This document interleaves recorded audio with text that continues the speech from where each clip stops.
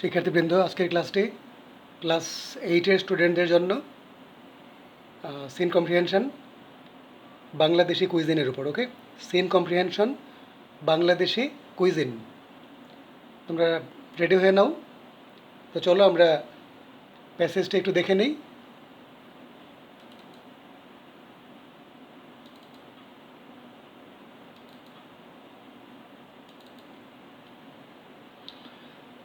এখানে আমরা ফার্স্টে দেখতে পাচ্ছি বাংলাদেশি কুইজিন লেখা আছে। এখন প্রশ্ন হচ্ছে কুইজিনটা কি, তাই না? কুইজিন মানে কি? কুইজিন হচ্ছে রন্ধন প্রণালী, যে এক এক দেশে এক এক জায়গায় এক একভাবে রান্নাবান্না করা হয়। ঠিক আছে, রান্নাবান্নার উপাদান এক এক জায়গায় এক এক রকম। যেমন বাংলাদেশের কথায় যদি আমরা ধরি, বাংলাদেশে কিন্তু সব জেলায় একই ধরনের রান্নাবান্না আমরা দেখতে পাই না, এক এক জায়গায় এক এক রকম রান্নাবান্না হয়। সিমিলারলি পৃথিবীর অন্যান্য দেশের তুলনায় বাংলাদেশের রান্নাবান্নাটা একটু ভিন্ন রকমের। কিভাবে? আমাদের রান্নাবান্নায় স্পাইসেস বেশি ইউজ করা হয়, মশলা বেশি ইউজ করা হয়। কেমন? এই প্যাসেজে আমরা আমাদের রন্ধন প্রণালী সম্পর্কে পড়ব। তারপর বাংলাদেশের মানুষের প্রিয় কিছু খাবারের কথা আমরা পড়ব। ঠিক আছে? Bangladeshi cuisine is rich and varied with the use of many spices. বাংলাদেশের রন্ধন প্রণালী খুবই রিচ, বলতে এখানে খুবই উন্নত। আমাদের রন্ধন প্রণালী খুবই উন্নত। অ্যান্ড ভ্যারাইড, ভ্যারাইড মানে বৈচিত্র্যময়, different, with the use of many spices. কেমন? এখানে অনেক মশলার ব্যবহার করা হয়। স্পাইসেস মানে মশলা। তাহলে আমরা কী পেলাম ফার্স্ট সেন্টেন্সটার মিনিং? বাংলাদেশের রন্ধন প্রণালী খুবই উন্নত এবং এখানে বিভিন্ন ধরনের মশলার ব্যবহার করা হয়। উই হ্যাভ ডেলিশাস, ডেলিশাস মানে কি? Tasty. We have delicious and appetizing food. Appetizing food বলতে আমরা কি বুঝি? যে খাবার দেখলেই আমাদের খিদে পায়, মানে খেতে ইচ্ছে করে, এটা হচ্ছে অ্যাপেটাইজিং ফুড। কেমন? আমাদের we have delicious and appetizing food, আমাদের রয়েছে সুস্বাদু এবং ক্ষুধা উদ্রেককারী খাবার। স্ন্যাক্স আছে আমাদের, সুইটস আছে। Okay, boiled rice is our staple food. Boiled rice বলতে আমরা যে ভাতটা খাই সেটাকে বলা হয় বয়েলড রাইস। সে বয়েলড রাইসটা আমাদের স্ট্যাপল ফুড। স্ট্যাপল ফুড মানে মেইন ফুড, ভাত আমাদের প্রধান খাবার। ইট ইজ সার্ভড, এটা কী দিয়ে সার্ভ করা হয়? It is served with a variety of vegetables, মানে ভাতের সাথে আমরা কী কী খাই সেটাই বলা হচ্ছে। It is served with a variety of vegetables, বিভিন্ন ধরনের সবজি। কারি মানে কি? তরকারি। লেন্টিল স্যুপ মানে ডাল।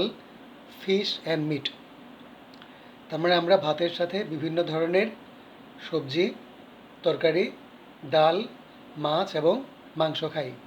Fish is the main source of protein. তথ্যটা খেয়াল রেখো, এটা কিন্তু থাকবে, এমসিকিউ হোক ট্রুফলসে হোক, লাগবেই। ফিশ হচ্ছে প্রোটিনের প্রধান উৎস। কেমন? Fishes are now cultivated in ponds, মাছ চাষ করা হয় পুকুরে। Also we have fresh water fishes, স্বাদু পানির মাছ আমরা পাই in the lakes and rivers. আমরা স্বাদু পানির মাছ পাই কোথায়? লেকসে, রিভার্সে। কোশ্চেন হতে পারে হোয়ার আর ফিশেস কাল্টিভেটেড নাও? বলবে fishes are now cultivated in ponds. More than 40 types of fishes are common. আমাদের দেশে 40-এরও বেশি প্রজাতির মাছ চাষ করা হয়। 40-এরও বেশি রকমের মাছ আমাদের দেশে পাওয়া যায়। সাম অফ দেম আর, কিছু কিছু মাছের নাম এখানে দেওয়া আছে, যেমন কার্প, রুই, কাতলা, মাগুর। মাগুরকে ইংলিশে বলা হয় ক্যাটফিশ। চিংড়িকে ইংলিশে বলা হয় প্রন অর শ্রিম, তাই না? কিছু মাছের নাম এখানে দেওয়া হলো। শুটকি মাছ, shutki or dried fishes are popular. আমাদের দেশে কিন্তু শুটকি মাছটা খুবই জনপ্রিয়। Hilsa is very popular among the people of Bangladesh. বাংলাদেশের মানুষের কাছে ইলশা মাছটা খুবই জনপ্রিয়। আচ্ছা, তাহলে আমরা সেকেন্ড প্যাসেজে কী পেলাম? সেকেন্ড প্যাসেজে পেলাম আমাদের স্ট্যাপল ফুড হচ্ছে বয়েলড রাইস। রাইসের সাথে কী খাওয়া হয়? Different types of vegetables, curry, lentil soups, fish and meat. তারপর what is the main source of protein? Fish is the main source of protein. Fishes are now, where are now fishes cultivated? বলবে fishes are now cultivated in ponds. Okay, আচ্ছা। তারপর হচ্ছে কোশ্চেনটা হতে পারে যে where do we get fresh water fish? তখন বলবে we get fresh water fishes in the lakes and rivers? How many types of fishes are common in our country? More than 40 types of fishes are common in our country. Okay? তারপর হতে পারে what is very popular among the people of Bangladesh? Hilsa is very popular among the people of Bangladesh. Okay, next প্যাসেজে যাই। পান্তা ইলিশ, আমরা সবাই পান্তা ইলিশ word দুটির সাথে পরিচিত, যে পয়লা বৈশাখে আমাদের দেশে সাধারণত পান্তা ইলিশ খাওয়া হয়। এই কথাটা এখানে বলা হচ্ছে একটু অন্যভাবে। Panta ilish is a traditional platter of panta bhat. এখন প্রশ্ন হতে পারে প্ল্যাটার মানে কি? কোশ্চেনটা হতেই পারে যে প্ল্যাটার মানে কি। প্ল্যাটার বলতে বোঝায় একটা large dish where different types of foods are arranged to serve. কেমন? Platter means large dish where different types of foods are arranged to serve. যে বড় একটা পাত্র যেখানে বিভিন্ন ধরনের খাবার সাজানো হয় সার্ভ করার জন্য। ঠিক আছে? বড় একটা পাত্র, ধরে নাও পয়লা বৈশাখে যদি আমরা কোনো একটা রেস্টুরেন্টে গিয়ে বসি, যদি বলি যে পান্তা ইলিশ খাবো, সাথে অন্যান্য কিছু আইটেম, তখন এরা কী করবে? বড় একটা ডিশের মধ্যে পান্তা ভাত দিবে, ইলিশ মাছের দু একটা স্লাইস ধরো দিল, তারপর দিবে আলু ভর্তা, একটু আলু ভর্তা, একটু শুটকি ভর্তা, কেমন, বেগুন ভাজি, তারপর হয়তো ডাল ভর্তা দিল। এভাবে বিভিন্ন খাবার সাজিয়ে একটা বড় প্লেটে দেওয়া হয়। ঠিক আছে? ওটাকে বলা হয় প্লেটার। মানে পান্তা ইলিশ হচ্ছে আমাদের ট্রেডিশনাল প্লেটার পান্তা ভাত। কেমন? এখন পান্তা ভাত কথাটার সাথে আমরা সবাই পরিচিত। এখন এই প্যাসেজটা যদি একজন বিদেশি কেউ পড়েন, তিনি হয়তো বুঝবেন না যে পান্তা ভাত মানে কি। তার জন্য এখানে পান্তা ভাতটাকে ডেসক্রাইব করা হচ্ছে। পান্তা ভাত হচ্ছে এটি স্টিমড রাইস। স্টিমড রাইস বলতে আমরা বয়েলড রাইসকে বুঝি, যেটা সোকড ইন ওয়াটার। সোক মানে ভিজিয়ে রাখা হয়, ইন ওয়াটার। যে ভাতটা পানির মধ্যে ভিজিয়ে রাখা হয়, কেমন, সেটাকে বলা হয় পান্তা ভাত। And served with a fried hilsa slice, যেটা ভাজা ইলিশের টুকরার সাথে খাওয়া হয়, often together with dried fish. কেমন? আবার শুকনো মাছ ভর্তার সাথেও খাওয়া হয়। পিকলস, পিকলস মানে কি? পিকলস মানে হচ্ছে আচার। কেমন? পান্তা ভাতের সাথে হয়তো যে দেখা গেল বলা আছে এখানে ইলশা মাছ ভাজি দেওয়া হলো, তারপর শুটকি ভর্তা দেওয়া হলো, আচার, লেন্টিল স্যুপ মানে কি? ডাল, গ্রিন চিলিজ মানে কি? কাঁচামরিচ, অ্যান্ড অনিয়ন, পেঁয়াজ, এগুলো দিয়ে একটা প্লেট সাজিয়ে দেওয়া হলো। ওটাকে বলা হচ্ছে platter of panta bhat. It is a popular dish on the Pohela Boishakh. এটা পহেলা বৈশাখে একটা পপুলার ডিশ। কাজে এই কোশ্চেনটা হতে পারে what is popular dish in Pohela Boishakh? তখন কি বলবে? What is popular dish on the Pohela Boishakh? তখন বলবে যে এই কথাটুকু, যে পহেলা বৈশাখে পান্তা ভাতের সাথে কী দেওয়া হয়? Fried hilsa slice together with dried fish, pickles, এই লাইনটা দিয়ে দেবে। কেমন? তাহলে আমরা বলবো অন পহেলা বৈশাখে, আমি আবার বলছি, on the Pohela Boishakh we often eat, আমরা প্রায় খাই panta bhat with a fried hilsa slice, often together with dried fish, pickles, lentil soup, green chilies and onion. It is a popular dish on the Poila Boishakh. আমি আবার বলছি, কোশ্চেনটা হতে পারে যে what is popular dish on the Poila Boishakh? তখন বলবে on the Poila Boishakh we often eat panta bhat with, কী দিয়ে খাই?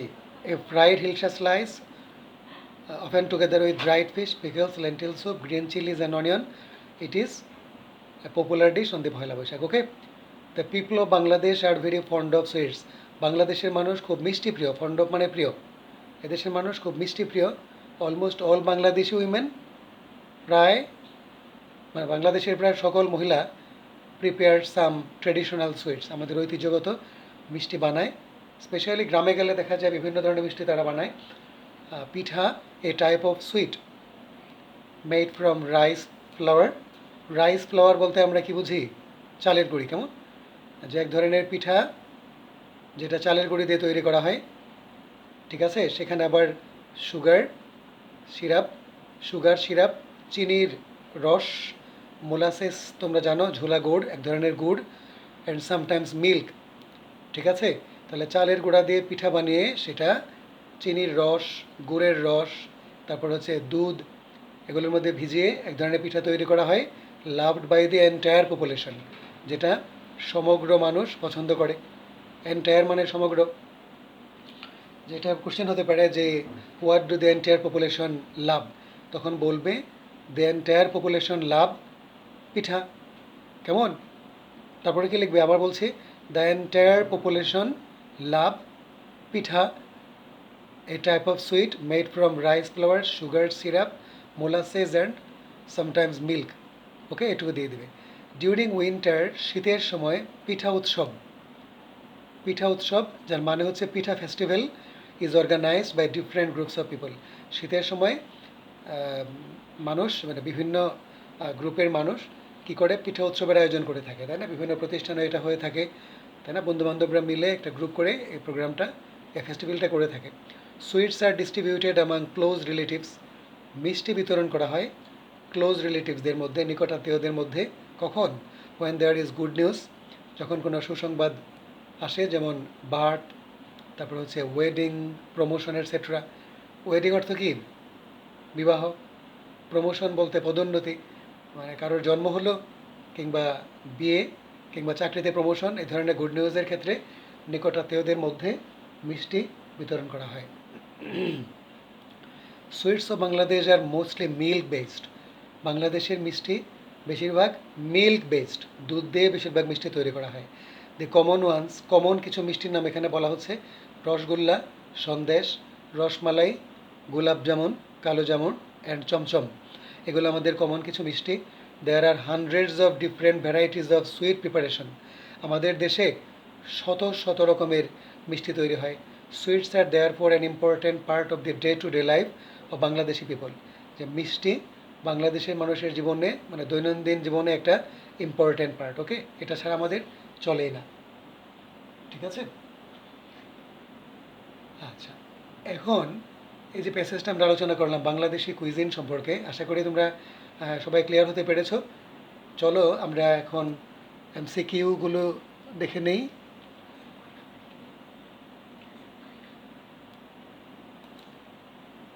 দেখো, the use of many spices, অনেক মশলার ব্যবহার, dash made Bangladeshi cuisine rich, অনেকেই করে কি এখানে স্পাইসেসটাকে প্লুরাল ধরে এখানে কি দিয়ে দেয়? হ্যাভ দিয়ে দেয়।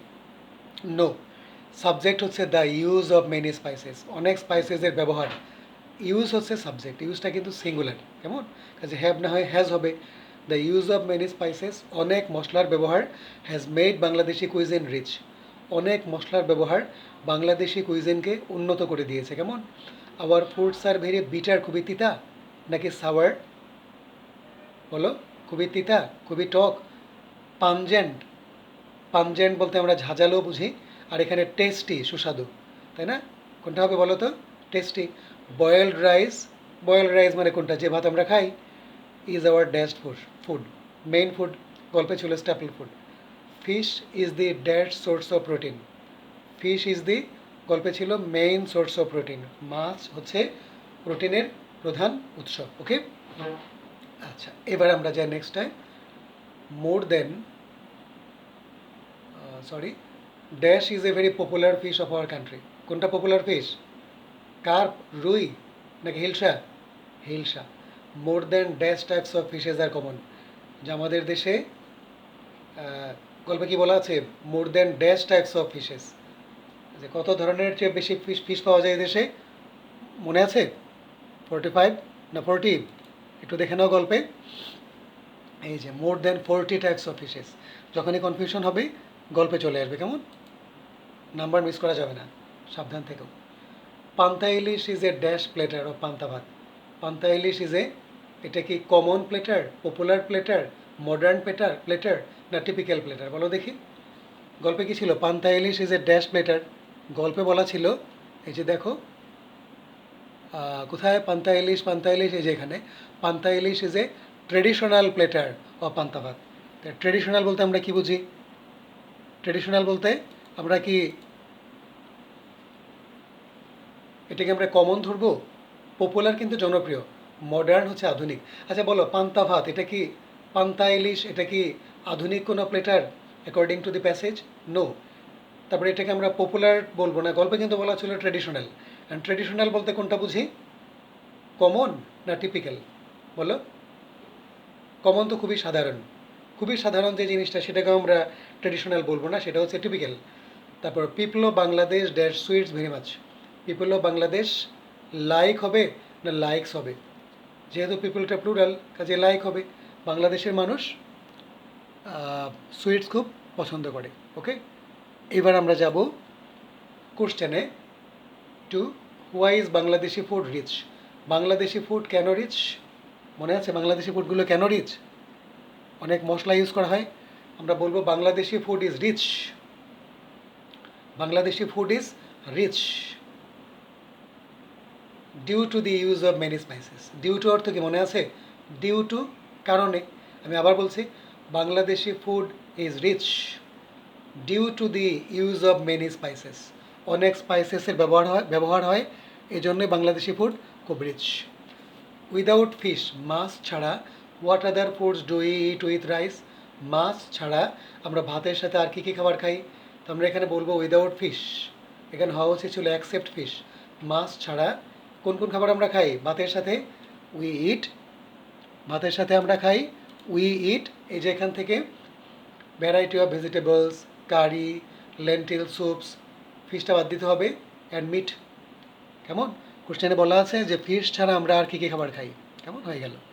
What are the ingredients? মনে রেখো, ইনগ্রেডিয়েন্টস মানে হচ্ছে উপাদান, এলিমেন্টস।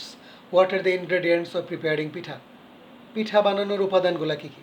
দ্যাট ইজ, পিঠা বানাতে গেলে কী কী উপাদান লাগে? তখন বলবে the ingredients of preparing pitha are, the ingredients of preparing pitha are, পিঠা তৈরির উপাদানগুলো হচ্ছে rice flour, sugar syrup, molasses and milk. এগুলো হচ্ছে পিঠা বানানোর ইনগ্রেডিয়েন্টস। শিক্ষার্থীরা, আশা করি তোমাদের বুঝতে কোনো সমস্যা হচ্ছে না। ঠিক আছে, যদি কোনো লেকচার মিস করে থাকো, কথা মিস করে থাকো, একটু ব্যাক করে দেখবে। Why are sweets an important part of our life? যে মিষ্টি আমাদের জীবনের একটা ইম্পর্ট্যান্ট পার্ট কেন? মিষ্টি আমাদের জীবনে ইম্পর্ট্যান্ট পার্ট কেন? আচ্ছা, এইখানে দেখো গল্পের শেষের দিকে বলা আছে, এই প্যারাতে বলা আছে, দি people of Bangladesh are very fond of sweets. কেমন? বাংলাদেশের মানুষ খুব মিষ্টি প্রিয়, এটা একটা তথ্য আমরা লিখতে পারি। এদেশের মানুষ খুব মিষ্টি প্রিয়। The people of Bangladesh are very fond of sweets, এদেশের মানুষ খুব মিষ্টি প্রিয়।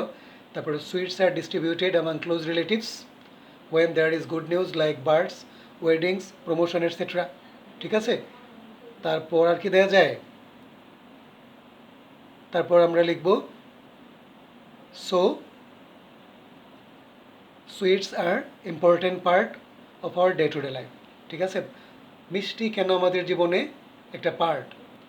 বলবে যে the people of Bangladesh are very fond of sweets, এদেশের মানুষ খুব মিষ্টি প্রিয়।